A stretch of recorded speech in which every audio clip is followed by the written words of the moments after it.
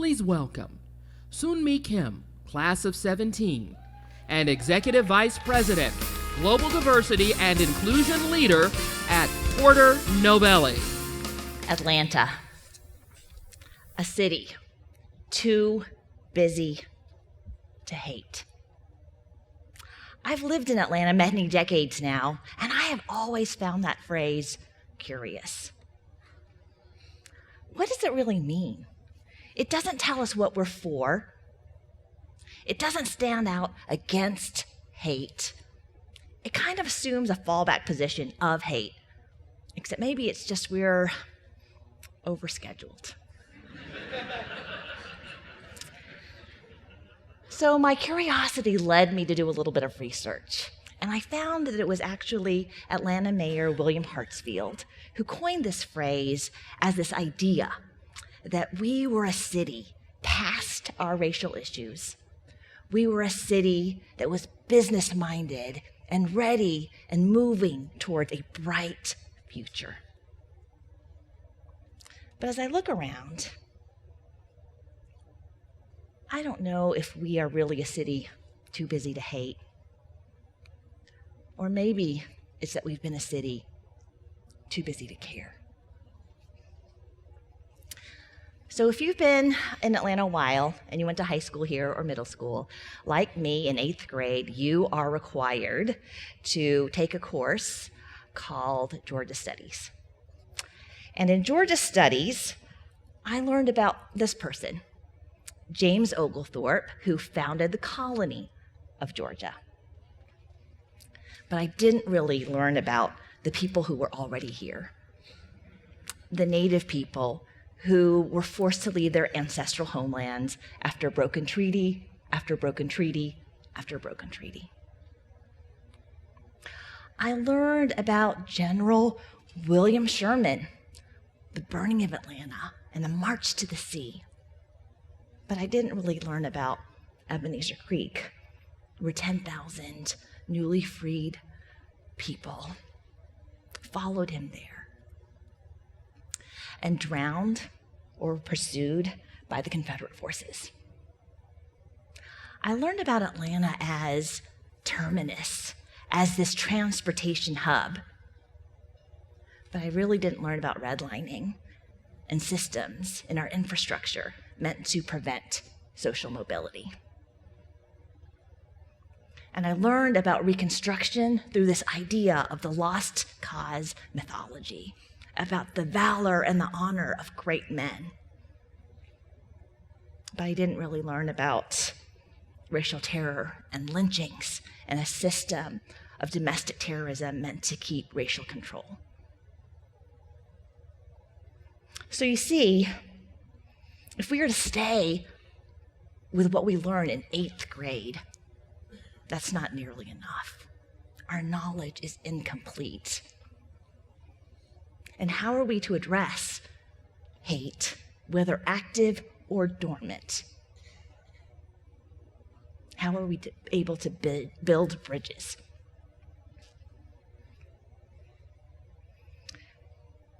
So here's what I think. I think if you are to be a city that is meant to do more, that means that you have to be a city that's not too busy to hate, but rather a city busy for love.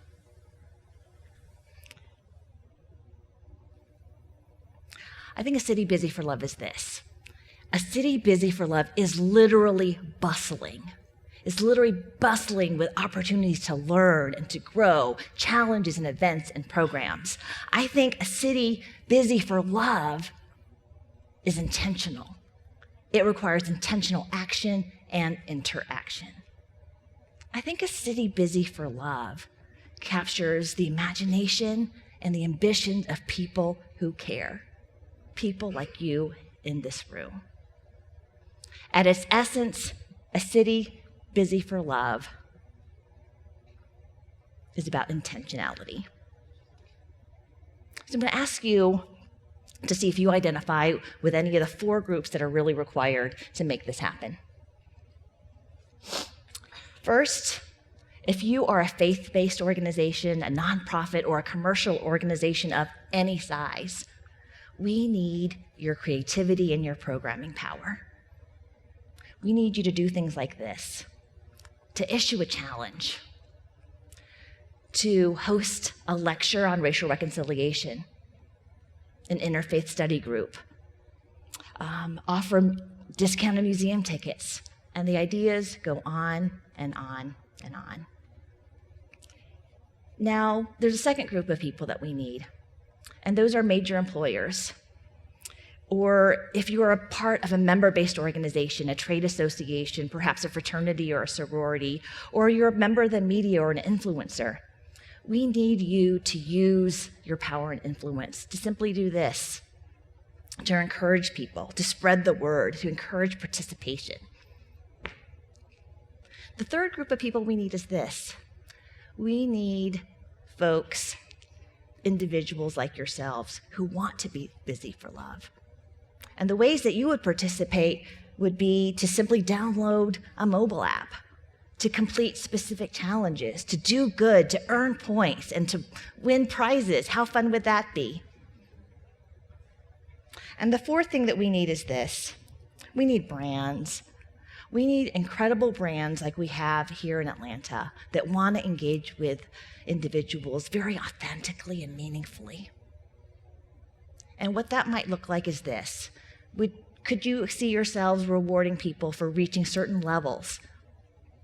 So for example, if you are MARTA, maybe you could give out passes for people who move towards progress. If you're Coca-Cola, maybe offering a Coke and a smile for people who give out free hugs. If you're Chick-fil-A, maybe you could reward meaty conversations. And if you're a part of many of our incredible sports teams, perhaps you too could find ways to reward great teamwork. And if I maybe be so bold, Delta, Mercedes-Benz, Porsche, a free car maybe, a free plane ticket for those who really go out of their way to reach new levels. So here's the thing. There are so many ways to live very intentionally through our actions and interactions. I know, because I've lived it, and many of you have lived it. Because we, through our Leadership Atlanta experiences, have lived intentional action and interaction. I know in my case, I remember this day very vividly. It was our graduation day back in 2017. And as we passed the talking stick around, I remember for me, I made a commitment that day. I made a commitment that I wanted to make sure that my life was very much centered around reconciliation, to use what I know to create environments where people could learn and grow and to love. What I also did then was I employed that in my own workplace. In my own workspace, I created a campaign called We Stand for Love, modeled very much after programs like this. And what I know is the feedback that I received are things like, I'm a better person now. I have tools to become a better listener. I have learned that it's not good enough to just be a good person.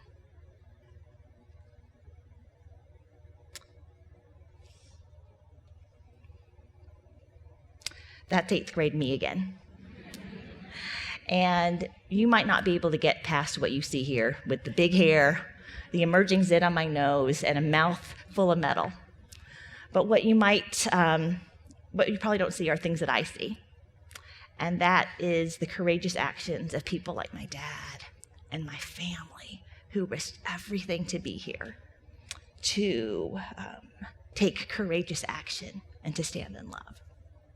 The other person that I see here in 8th grade me is what I would become as a wife and a mom, and the ways that I would be in relationship with many of you and in the community. But there's also somebody else that I see in this 8th grade picture of me. And that is something or someone that I think is in all of us. I have a spirit being. It's not an animal. It's not a pop star. But it is someone who is equal parts critic as well as cheerleader. For me, my shadow self is 4-year-old me. 4-year-old me with hands on hips telling me everything's going to be okay, but also you need to get busy. And I think that person exists in you too. And so with that, I'd like to share the words of our most storied Atlantan, and that is Reverend Martin Luther King Jr., who teaches us hate cannot drive out hate. Only love can do that. And what I take that to mean is this: in a city filled with hate, in a country filled with hate, in a society filled with hate, is not enough. It's not enough to be a city too busy to hate. We have to have intentional action, and we have to have intentional interaction. I think we need to be a city busy for love. And with that, I thank you, and I greet you with a bow of respect and love.